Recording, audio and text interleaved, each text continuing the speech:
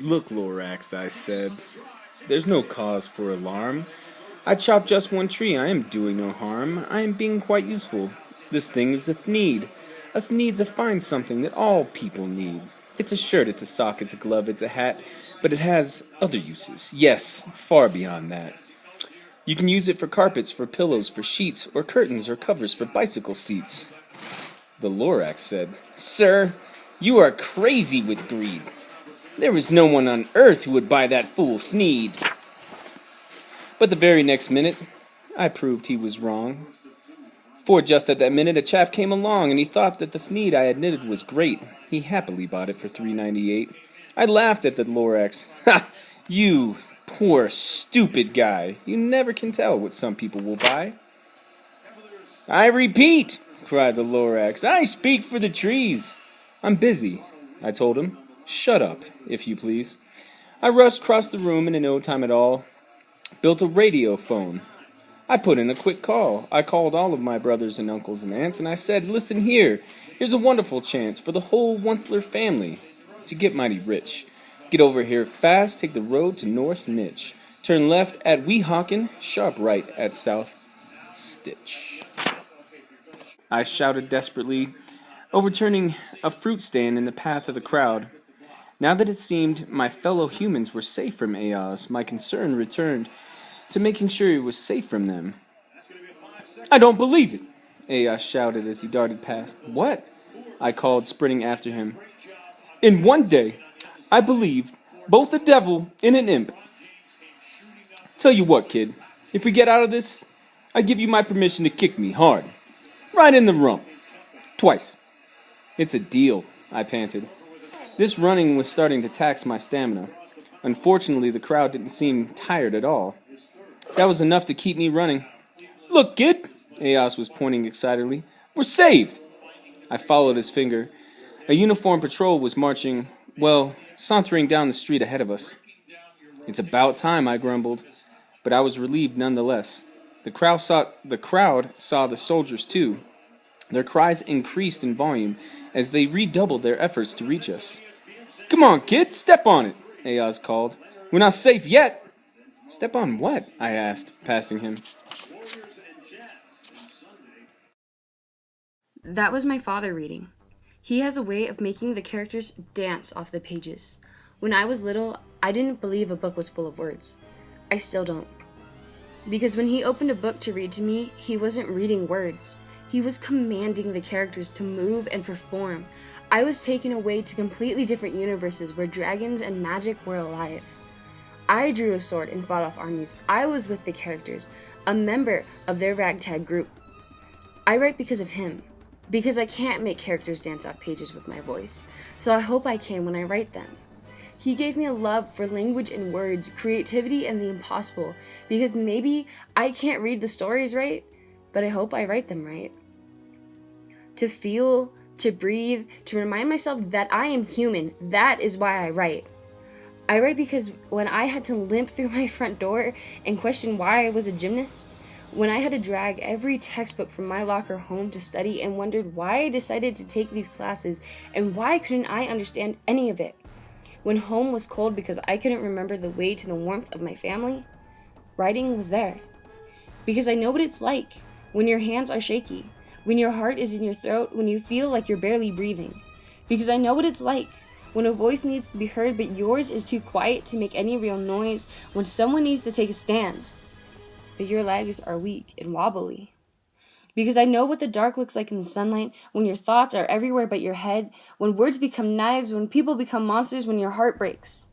Because I know what it's like when you decide your life is better at the end of a rope, when seeing your own blood ooze is comforting, when you find warmth in cold hands, when the voice in your head is so cruel it's you tearing yourself down, when tears always line your sad eyes.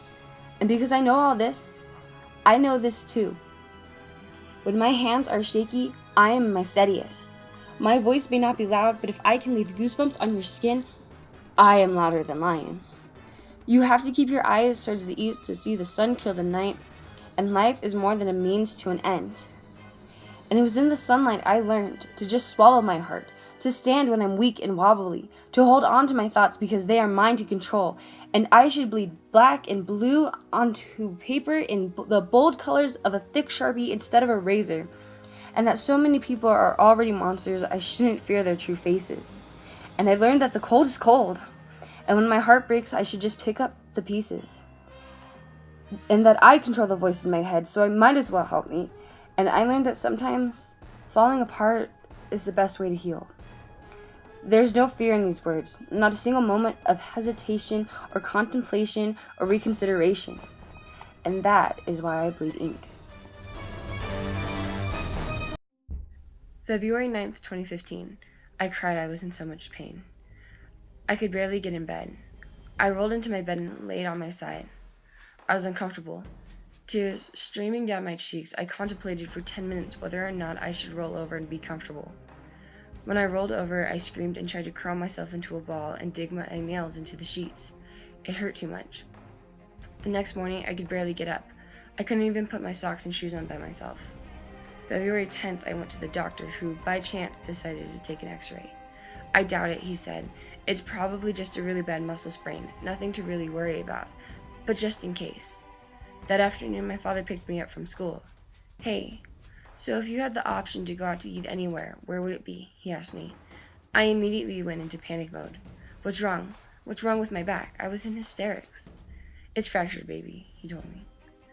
February 11th, 2015, the third vertebrae up from the base, L3. You'll probably be out for 6 weeks. 3 months later, I was cleared and let back into the gym. It was a horrible, emotionally and physically awful process. This was the first poem I performed at open mic night. I wrote it because I was torn away from the only sport I ever loved, and the future of me being able to ever walk across the floor was hanging by a thread. Dear life. Dear life, you've taken away my happiness. Dear life, you've cast me away and expect me to be still and clean. Dear life, are you happy? Are you proud? Dear life, why? Dear life, I refuse to accept what you've done. I will not sit idly by. Dear life, I accept every moment of your pathetic and childish mission. Dear life, I'll mix ripples in all this still water because I refuse to drown. I'll burn it all to the ground because sometimes you have to start over. I'll cry when I do because you can't always be strong. I'll lean on someone for once because I don't have all your goddamn answers and sometimes I need help. I'll raise hell because I have something to fight for. I'll be strong and brave because no one will be strong or brave for me. I'll be broken and shattered because you only throw bricks and concrete at me, never roses. I'll stop smiling for a while because the world isn't a happy place and I don't always have to see the upside to things. I'll bleed for forever maybe because demons are attracted to pain. You are attracted to pain. But I will make ripples. I will burn it all down. I'll raise hell. I'll be strong and brave. I will cry. You will find me shattered and broken. You will find me unhappy and leaning on someone. You will find me down. Dear life, you have no consequences for those who deserve it. Dear life, get your own life. Make something of yourself. Dear life, I am. Dear life, you've beaten me till I'm black and blue. You've withheld air from my lungs, told me I wasn't good enough, and you've pushed me around. Dear life, I won't be okay today, but that's okay. And maybe I won't be tomorrow or the day after, maybe not next week or even next month because of what you've taken away from me, but sure as hell know this, I will be okay. You haven't taken everything from me. You failed to do it, and I'll make something of these ashes. Dear life, I am not sincerely yours.